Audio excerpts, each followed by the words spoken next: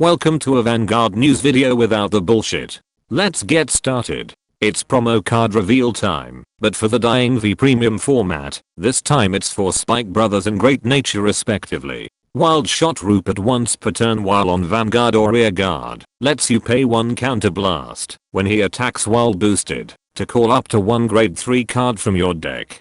And while in your hand at the beginning of your ride phase, you can discard himself if your Vanguard is grade 1 or lower to add up to 1 grade 2 or lower card from the top 5 cards of your deck. And once again a card that will probably not see much play in the format it's intended and will be abused in premium instead. Sleeping Jam back once per turn while on Vanguard or rear guard, lets you pay 1 soul blast when he attacks while boosted to send the top card of your deck to the drop zone, then either give 2 of your units 5k power if the milled card was a normal unit, or retire 2 of your opponent's rear guards if the milled card was a trigger unit. And while in your hand at the beginning of your ride phase, you can discard himself if your Vanguard is grade 1 or lower to add up to 1 grade 2 or lower card from the top 5 cards of your deck. With Steam Maidens out of the picture, you'd think that Leopold would become the best deck in the format. Guess they need a little bit of push in order to become tier 0. Get ready to go full Nomura, as we're here to kill Kheios' new form and Dark State supports in DBT 11.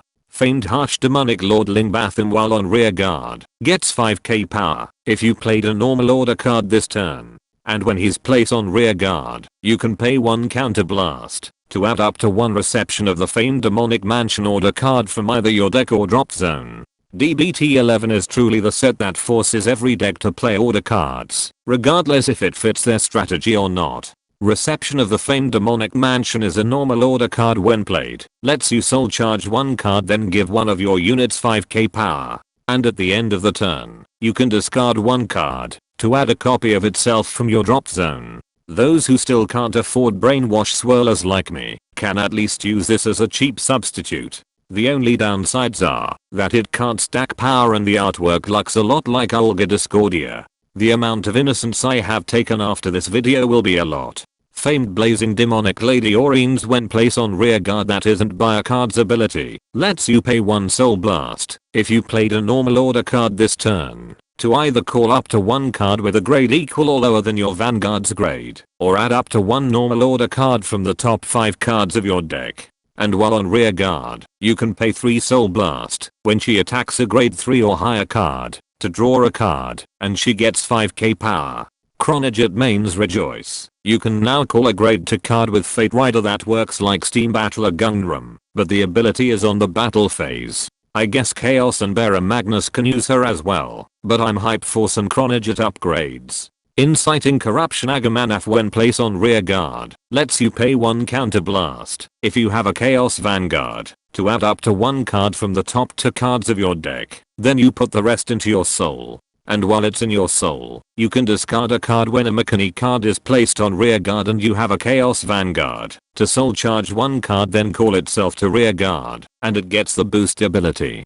Kheios is finally showing his true colors by calling forth these real underlings, and Mikani acting like the underling that will eventually turn sides, hopefully. So Torio Kheios, when placed by riding over approaching Fang's Kheios, lets you soul charge 3 cards then add up to 1 card in your soul, call 1 card from soul to rear guard, and activate Persona Ride. And once per turn while on Vanguard, you can bind approaching Fang's Kheios from your soul, if your soul has 13 or more cards with different names, to give all your units 10k power, and he gets an extra critical. And you ride the bound card with this ability's cost in rest position at the end of your turn. Really good improvements from its previous form in which your soul can now be your personal toolbox as well as the ability no longer being too costly to use. And it seems like all of the Kraycross epic forms with the exception of Thegria will be getting extra crits with their abilities. At least she doubles her front row's bra size instead. Finally, if you're one of the few people that got suckered into building a Talcan Rambo deck in standard, here are the designs for the Talcan Rambo rare in DTB07. Basically just your typical husbando official artwork plastered behind a common backdrop with their text box and font mirroring that of their original game. So nothing special outside of being quote unquote shinier pieces of cardboard. And that concludes this Vanguard news video. Be sure to subscribe and let me know in the comments how you're going to make Aldebaran Magnus builds into tier 0.